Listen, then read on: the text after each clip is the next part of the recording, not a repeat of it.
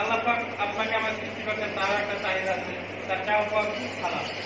কোরআনের 82 জায়গায় আছে, কোরআনের 82 বার আল্লাহ বলছেন সালাত সালাত সালাত, বান্দা তুমি আমার সালাত আদায় করো। আল্লাহ সালাতের বিনিময়ে আল্লাহ এরকম আদায় করছে যে আমি তোমাকে জান্নাত দেব, সালাতের বিনিময়ে আমি তোমাকে জান্নাত দেব। এরকম দুটো দুটো বহু নবী রাসূল আল্লাহ পাঠিয়েছেন। নবী রাসূলরা আসছেন, মানুষকে দিনের পথে আহ্বান করছেন, নামাজ পড়ার উদ্দেশ্যে, আল্লাহকে ডাকার উদ্দেশ্যে, আল্লাহকে ভয় করার উদ্দেশ্যে, আল্লাহর একত্র স্বীকার করার উদ্দেশ্যে, আল্লাহ অদ্বিতীয়, তার কোনো অংশীদার নেই, এরকম প্রত্যেক সময় একটা কালিমা দেওয়া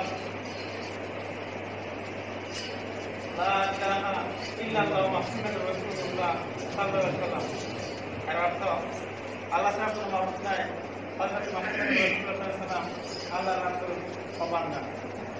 একবারকে অন্তরে স্বীকার করা এবং মুখে বিশ্বাস করা, এই নামে এরকম আল্লাহ জীবনে বহু নবী রাসূল নিয়ে আসছেন। অনেক নবী রাসূল আইসা অনেক অগ্নি পরীক্ষার সম্মুখীন হচ্ছে। এই তাদের মধ্যে অরিজিনাল ইকিন আছে কিনা, ইমান আছে কিনা, এজন্য আল্লাহ পাক অনেক অনেক পরীক্ষা করছেন। ইব্রাহিম আলাইহিস সালামকে আল্লাহ পাক পরীক্ষা করছেন তার সন্তান ইসমাঈল আলাইহিস সালামকে। ইব্রাহিম ইসলাম আল্লাহ স্বপ্নে আদিষ্ট হয়েছেন তার সন্তানকে কুরবানি করার জন্য। উনি স্বপ্ন দেখার পরে উনি অনেক উট কুরবানি করছে, দুম্বা কুরবানি করছে, কিন্তু তার কুরবানি কবুল করে নেয় আল্লাহ। সর্বশেষে উনি বুঝতে পারছেন তার সবচেয়ে প্রিয়তম বস্তু, তার অত্যন্ত আদরের বস্তু তার ছেলে, তাকে কুরবানি করার জন্য। তখন উনি মনে মনে প্রস্তুতি নিয়েছেন যে হ্যাঁ, আমি আল্লাহকে পাওয়ার জন্য, আল্লাহর প্রেম করার জন্য আমি ইনশাআল্লাহ আল্লাহর কথা সর্বদা রাখছি। তো উনি তার ছেলের সাথে পরামর্শ করছেন যে আল্লাহর কাছে এরকম উঠে আসছে তোমাকে কুরবানি করার জন্য। তো উনি তার ছেলে বলছেন হ্যাঁ বাবা, আল্লাহ থেকে আদিষ্ট হয়েছেন, আমি ইনশাআল্লাহ রাজি আছি। তো উনি খুবই সুন্দর করে সাজিয়ে নিয়ে গেছেন কুরবানি করার উদ্দেশ্যে। কিন্তু সত্য হলো ছেলের বাবা কত মহব্বত, বাবা বলে যখন ডাক দেয় আমাদের অন্তর উৎফুল্লিত হয়ে যায়। এত পরিশ্রম, টাকা পয়সা আমরা নিজেরা কোনো কিছু বুক করি না, বাবা নিজেদের সন্তান। তখন কোরবানির জন্য কয়েকবার চেষ্টা করছেন, ছুরি চালাইছেন, কিন্তু কোরবানি হয় না। এক সময় ছেলে বলছে যে বাবা, আমি তো তোমার সন্তান, তোমার হাত কাঁপে, তুমি আমার চক্ষু বাঁধো, তোমার চক্ষু বাঁধো, তুমি কুরবানি করতে পারবে না। তো অবশেষে উনি ছেলের চক্ষু বাঁধছে, বাচ্চা তো কুরবানির জন্য রেডি হয়েছে, মানে কুরবানির জন্য একটা সাউন্ড আছে, এরকম হঠাৎ দেখে একটা সাউন্ড হয়েছে, পিছনে চায় দেখে যে একটা কুরবানি, দুম্বা কুরবানি হয়ে গেছে। আল্লাহ পাক তখনই গায়েবের মতো গায়েবী সাউন্ড করছেন যে হ্যাঁ ইব্রাহিম, তোমার কুরবানি কবুল হয়ে গেছে। সুবহানাল্লাহ। এই কুরবানি থেকে আসছে যে আমরা যে কুরবানি করি, এইভাবে কুরবানির চালু হয়ে গেছে। আমরা যদি কুরবানি করি, ইনশাআল্লাহ কুরবানি মানে কি অন্তর থেকে উৎসর্গ করা আল্লাহর জন্য। কুরবানির অনেক মাসলাম আছে, দিকে না যায়। তো এইভাবে কুরবানি কথা চালু হয়েছে। এরকম আল্লাহ তাআলা এক এক নবীকে এক এক রকম পরীক্ষা দিয়েছে। প্রত্যেক নবী আইসাই দুনিয়ার মুখে দাওয়াত দিচ্ছে, কালেমার দাওয়াত দিচ্ছে। এই কালেমার দাওয়াত দিতে গিয়ে এক এক নবীর এক এক কষ্ট সাধ্য হয়েছে। হযরত জাকার ইসলাম তার কওমকে যখন দাওয়াত দিতে গেছেন, তার কওম দৌড়ায় জাকার ইসলামকে নিয়ে আসছে। জাকির ইসলাম এরকম অবস্থায় গাছের নিকট এসে বলছে, হে গাছ তুমি ফাঁক হও, আমি তোমার মধ্যে ঢুকে যাই। তখন গাছ আল্লাহর কুদরতে ফাঁক হয়েছে, জাকির ইসলাম ঢুকে পড়ছে, কিন্তু পুরোপুরি ঢুকে শেষ করে নাই। পিছনে কুর্তার হালকা একটু অংশ আর কি বাকি ছিল, কুর্তার একটা পিছনে মানে বাসের একটা সাইড করে না, এটা একটা বাকি ছিল। কাপড়ে এসে দেখে মানে এক বুড়ি বলছে আর কি যে আমি দেখলাম কেবলই নবী এই গাছের এখানে আসবে। তো ওনারা এসে পর্যবেক্ষণ করে দেখে কাপড় গাছ যায়, উনি এই গাছের দিকে বসছে। তো ওনারা সিদ্ধান্ত নিতে যে গাছ কাঁচা ভালো, নবী মারা যাবে। আল্লাহ পাক ঘোষণা করছে যে তুমি কাফেরদের সম্মুখে নত স্বীকার করবো না, তুমি শুধু এক বক্তব্য কালেমা তৈবা, তুমি কোনো শব্দ করবো না, তোমার পক্ষে আমি নিজেই করবো। কাফেররা খতম করে ফেলাইছে। কিন্তু ওনার কোনো টেনশন নাই, কারণ উনি একটি কথাই বলছেন যে আল্লাহ আমার, আমি আল্লাহ। ঠিক মানব জীবনে যখন আল্লাহ আমার ডাইরেক্টর দিয়ে দেবে, আমাদের জীবন চলাচল সিরাতাল মুস্তাকিম থাকবে। আচ্ছা আমরা কত সময় বাহিরে নষ্ট করতেছি, নামাজ পড়লে লাগে মাত্র অল্প কিছুক্ষণ, আর এই আমরা অল্প কিছুক্ষণের মাঝে সময় দিতে পারছি না। আল্লাহু আকবার, আমাদের প্রত্যেকে আল্লাহ বোঝার তৌফিক দান করুন ইনশাআল্লাহ। নামাজের ব্যাপারে আল্লাহ পাক ঘোষণা করছেন এরকম, যে ব্যক্তি গুরুত্ব সহকারে সময়ের প্রতি লক্ষ্য রেখে 5 ওয়াক্ত নামাজ ইহতিমামের সাথে আদায় করবে, আমি নিজ জিম্মাটাকে জান্নাতে দেব। সুবহানাল্লাহ। এরকম আল্লাহ তাআলা ওয়াদা করছে। আল্লাহ তাআলার ওয়াদা সে কখনো পাক খেলাবার কথা না। আল্লাহ তাআলা ওয়াদা করছে যে ব্যক্তি 5 ওয়াক্ত নামাজ পড়ে পূর্ণভাবে আদায় করবে, আমি 5টা জিনিস তাকে পুরস্কার দেব। এক কবর কবর প্রশস্ত করে দিবে, মানে কবর রাজা ফাটায় দিবে। সুবহানাল্লাহ। 2 ডান হাতে আমলনামা দিবে। সুবহানাল্লাহ। 3 আল্লাহ জান্নাত দিবে। সুবহানাল্লাহ। 4 30,000 বছর পুলসিরাতে রাস্তা আল্লাহ 20 দিন নেই পার করবে। সুবহানাল্লাহ। 5 মাওলা রিজিকের পেরেশানি দূর করে দিবে। সুবহানাল্লাহ। আল্লাহ পাক নবী সাল্লাল্লাহু আলাইহি ওয়াসাল্লাম হুকুম করেছেন যে আপনি নিজে নামাজ পড়ুন এবং আপনার পরিবারের বর্গকে নামাজের হুকুম দিন, কেননা রিজিকের ব্যবস্থা তো আমি নিজেই করব। এরকম এক এক রাতে এক এক রকম আসছে। এলেম ও জিকির ভাই, তো নামাজ পড়তে গেলে আমাদের অবশ্যই এলেম ও জিকিরের প্রয়োজন আছে, এলেমের প্রয়োজন আছে। হাদিসে এরকম আসছে, যদি কোনো ভাই এলেম শিক্ষা করার জন্য রওনা করে, তো গর্তের পিপিলা থেকে শুরু করে সমুদ্রের মহস্ত পর্যন্ত তার জন্য দোয়া মাগফিরাত কামনা করে। সুবহানাল্লাহ। এরকম দিনের রাস্তা যখন এক রাস্তা দিয়ে হেঁটে যায়, এক রাস্তা অন্য আস্তে আস্তে গর্ব করে যে আমার বুকের উপর যে আজকে দিনের জায়গা যাচ্ছে। সুবহানাল্লাহ। তো এই এলেম শিক্ষা করার জন্য আমরা সবাই রাজি আছি ইনশাআল্লাহ। এলেম ভাই ঘরে বসে থাকলে আসবে না, এলেম কিন্তু ঘরে বসে থাকলে আসবে না।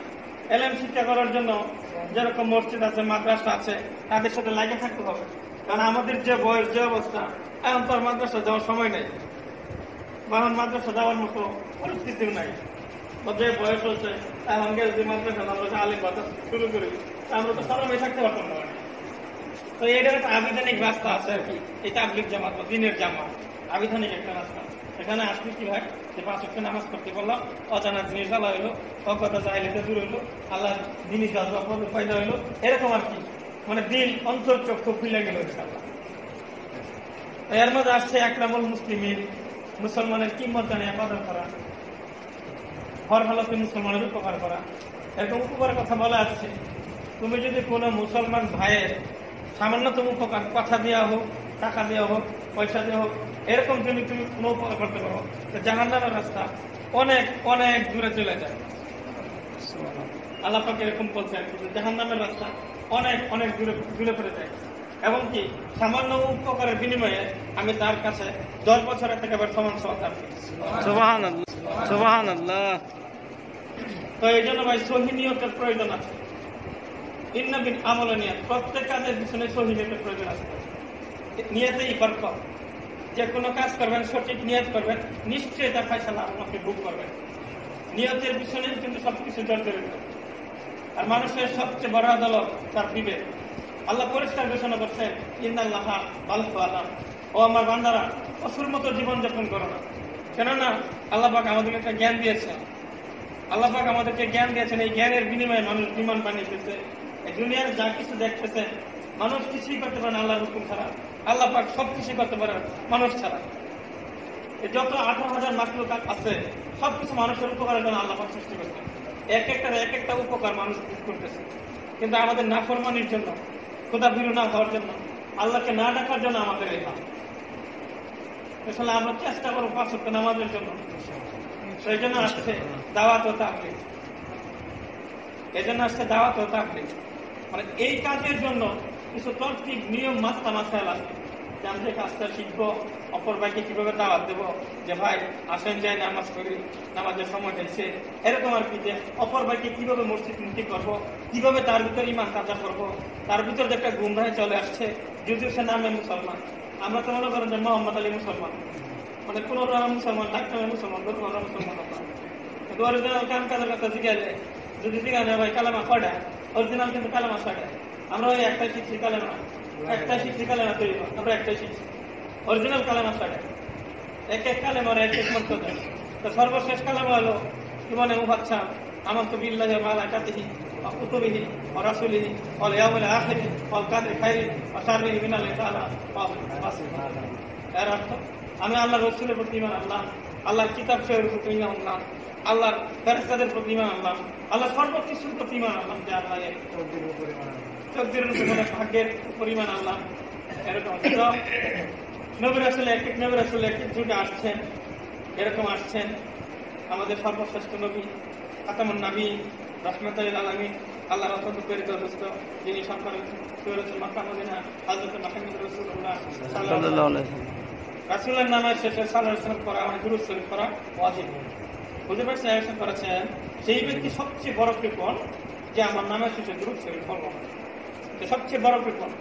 এরকম আসছেন, উনি আমাদের দাওয়াত দিয়েছেন, হিজরত করেছেন, বহু কষ্টে এই দিন অর্জন করছেন, বহু কষ্টে দিন অর্জন করছেন। প্রথমে চুপি চুপি দাওয়াত দিয়েছেন, তারপর ধীরে ধীরে বড় হয়েছেন। এরকম হযরত উমর রাদিয়াল্লাহু, তিনি প্রথমে মুসলিম ছিলেন না। উনি একসময় এরকম প্রতিজ্ঞা করছে যে আমি আজকে মুহাম্মদের কাছে কাল্লা কাছে নিয়ে আসবো। উনি প্রতিজ্ঞা করছে যে আজকে আমি মুহাম্মদের কাল্লা কাছে নিয়ে আসবো।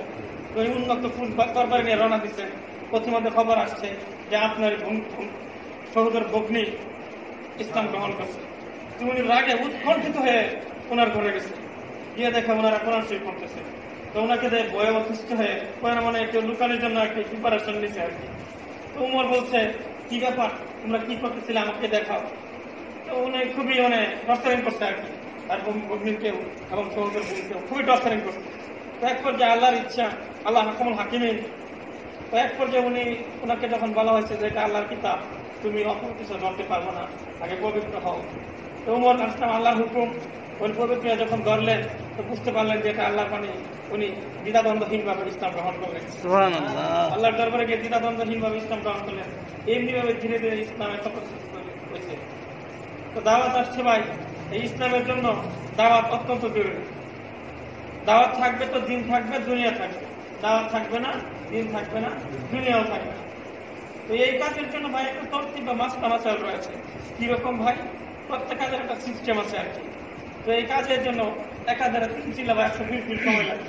আল্লাহর দেওয়া দান, আল্লাহর দেওয়া মাল নিয়ে আল্লাহ রাস্তায় খরচ করা। এরকম আছে আর কি যে যদি হজ করেন আপনি মোটামুটি একটা পুঁতা পবিত্রতা হইলেন। আল্লাহ পাক হজ করার জন্য বলেছেন যারা বিত্তশালী তার জন্য হজ করা খরচ, যারা বিত্তশালী আর কি। তো এই যে হজ করতে গেলে তো মাল খরচ হবে, এজন্য আল্লাহ বলছেন যে আল্লাহর দেওয়া মাল, আল্লাহর দেওয়া দান আল্লাহ রাস্তায় খরচ করো। তো এই জন্য ভাই আমরা তো ঘরে বসে থাকলে হইব না। দিন পাওয়ার জন্য, দিন অন্বেষণ করার জন্য অবশ্যই রাস্তা অবলম্বন করতে হবে। আমাদের পথ খুঁজতে হবে যে কোন পথে আল্লাহকে পাওয়া যাবে। এই জন্য ভাই কিছু প্রক্রিয়া আছে যে আল্লাহ রাস্তায় বেরোতে হবে। 3 চিল্লা বা 1 মাস সময় লাগবে। মানে দিনের মধ্যে যা আল্লাহ কি, আল্লাহ কাকে বলে, আল্লাহ এগুলি অর্জন করার জন্য। তো ইনশাল্লাহ ভাই আমরা রাজি আছি ইনশাল্লাহ। আমরা তো